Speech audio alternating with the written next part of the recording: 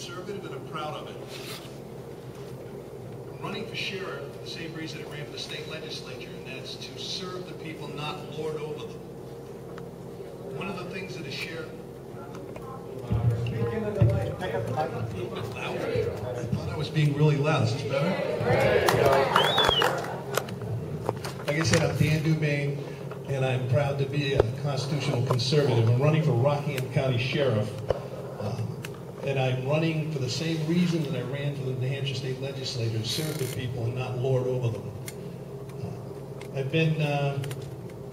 I'm a granted state citizen my entire life. I've lived in 12 different communities in New Hampshire. My mother smuggled me across the border into Fitchburg, Massachusetts to have me, but I don't hold that against me.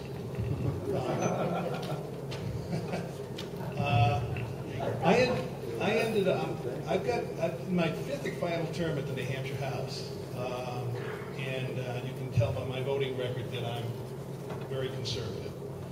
I was with the Keene Police Department for 16 years, and I was a deputy sheriff during that time also in Cheshire County. I was assistant chief investigator with the Rockingham with the New Hampshire Public Defender.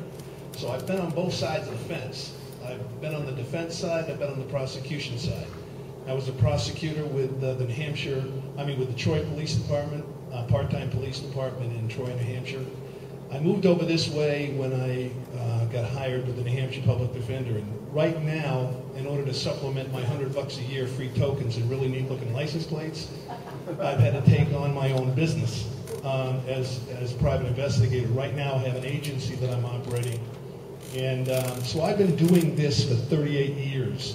And everything I've done in my adult life for the past 40 years has geared me up to be the next Rockingham County Sheriff. In the United States Marine Corps, I transported prisoners to and from the break to court. I also was a chaser from time to time with, handling one prisoner. And I was also head of road crews. Military prisoners doing work on the road. So my experience is quite lengthy. And I'm not going to get really into that part of it so much because I have on my web page absolutely everything you want to know about me. I'm not afraid to let the voters know exactly who I am and the experience that I have. You can see on dandumaine.com my resume, and it's quite lengthy. And I want you to decide. There's 5 other men running against me, all good men. But unfortunately, Rockingham can only vote for one person.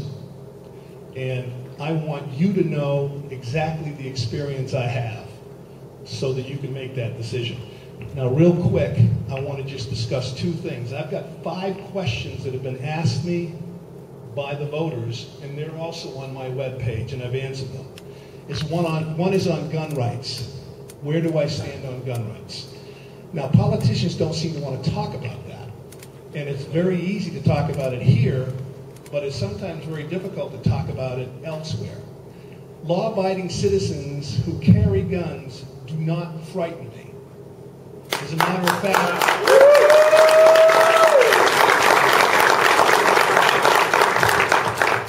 of fact, I feel safer around them.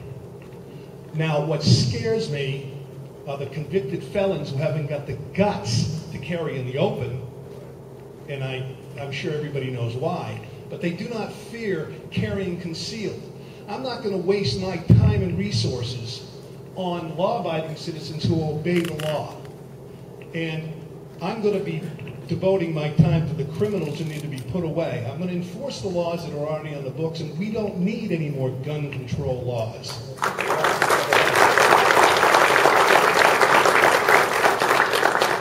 I have carried, ever since I was a police officer back in 1972.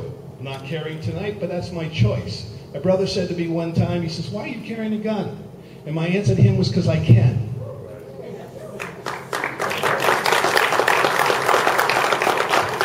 We are the first line of defense. We, in the unfortunate event we face a violent situation, we have to hold the fort down until the cavalry arrives. and the cavalry is the police department. Being a former police officer, I did also self-initiated undercover narcotics work. I did that on my own. And one day, we didn't have in Keene, we didn't have an undercover narcotics division. I bumped into a friend of mine one day who didn't recognize me out of uniform, so I said, if I put on a baseball hat and a pair of glasses, I'm going to have a field day. So I did, and as a result, I went to 2 schools with the DEA and did numerous undercover narcotics busts, and so I'm very familiar with that also. I have prepared search warrants. I've executed search warrants. I know how to prepare them now. I have done the defense side now. I've been on the side of the client. And when I get a case, it's suspect. When I get a case from an attorney, if it's a case that where the T's aren't crossed and the I's aren't dotted, that's when I get them. My concern is justice for all. I want to make sure the right person goes down for the crime. I don't want somebody who just happens to be easily stuffed in a hole. You know what I mean? A square peg in a round hole. Hold on, but just... Is that me? We have 1 minute and 5 minutes questions. Oh, 5 minute questions, okay. The other issue that I wanted to discuss, but never mind, was illegal immigration. I'm pro-legal immigration.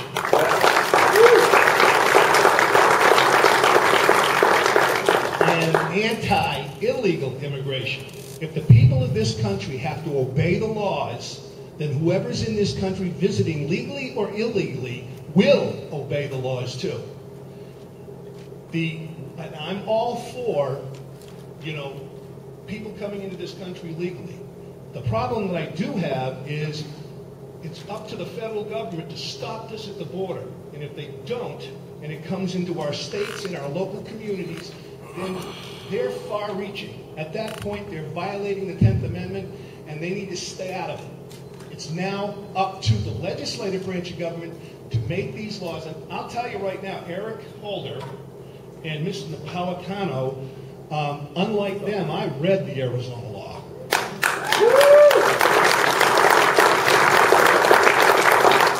And the Arizona law hasn't got a racial profiling bone in its body.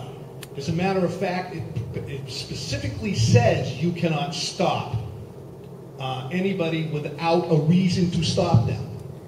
For the simple, and racial profiling in itself, the term is racial. I mean, why does a person have to be Hispanic or African American or of Muslim descent before you can't stop them just for that reason? What about a person who happens to look like he does drugs? What do you call that? Pothead profiling? What do you call a person who pulls up beside you and gives you this real rotten, dirty look? You call that if looks could kill profiling? Profiling is profiling. Police officers are not allowed to stop anybody at all unless they have probable cause or suspicion that a crime is being committed. And I won't go into detail, but Delaware versus Prowse was a 1970 decision in the 1970s, and it came down 8-1. A Delaware officer stopped this guy, Bill Prowse, because he happened to be driving down the road and he felt he had a right to check his license and registration. So he stopped him. The Supreme Court said that's not a reason to stop. So I guess we call that license and registration profiling. So if that's not a reason to stop, then none of the above that I've mentioned is a reason to stop. And none of my men and women are going to stop for no reason. But if they have a reason, then it's open season. We can check for criminal records, we can check for wants and warrants, and we can check for illegal immigration. And that's what they're going to do. Now, as far as the government is concerned, if they can control drugs coming in, when I busted a drug dealer, I didn't call the FBI, I didn't call the DEA, I just busted them. And that was all there was, that was my job. And I intend to do my job. I just would like to see legislature come up with a similar bill as SB 1070, Arizona law.